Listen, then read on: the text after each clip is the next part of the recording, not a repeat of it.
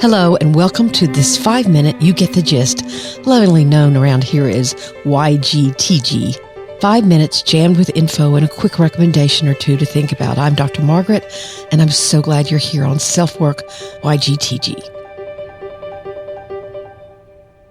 I've recently been hearing more and more of the term emotional bandwidth. Sure enough, if you look at its definition, it's there in black and white. Maybe it's been around a lot longer than I recognized, like the term silo was, when it was peppering the conversations of corporate folks I worked with. But here's the definition in the electronics world of emotional bandwidth: a range of frequencies within a given band, in particular that used for transmitting a signal.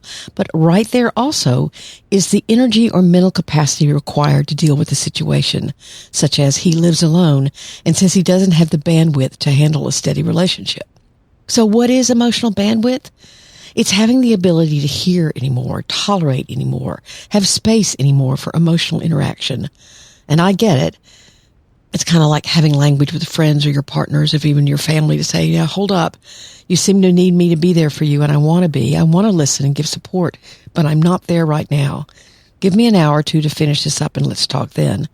Now, that's a lot of words. If you could just say, hey, I don't have the emotional bandwidth right now. I think it's a shortcut in a way. It's talking about a healthy boundary. In fact, I love how language evolves and words or phrases take on different meanings as time goes on. And bandwidth is a very visual concept for me.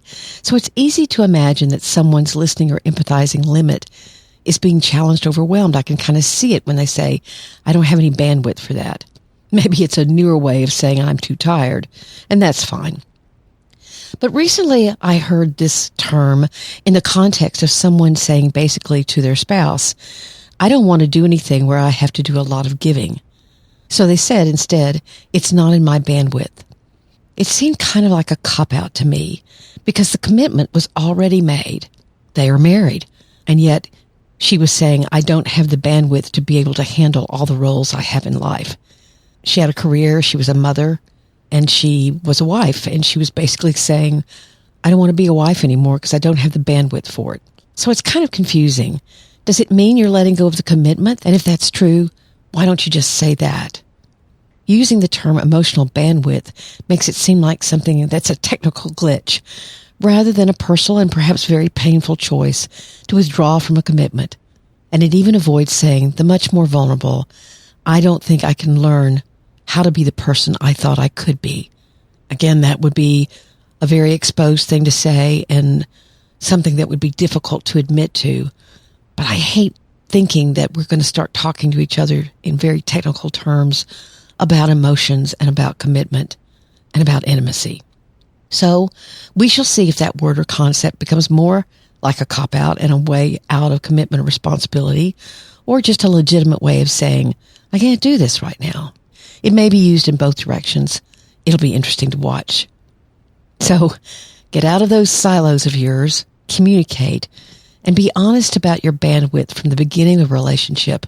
And just as important, perhaps, try to be honest with yourself. And then, if you really care about someone, opt for vulnerability, even though that can be very hard. So thanks so much for being here. Hope you got the gist. I'm Dr. Margaret, and this has been SelfWork.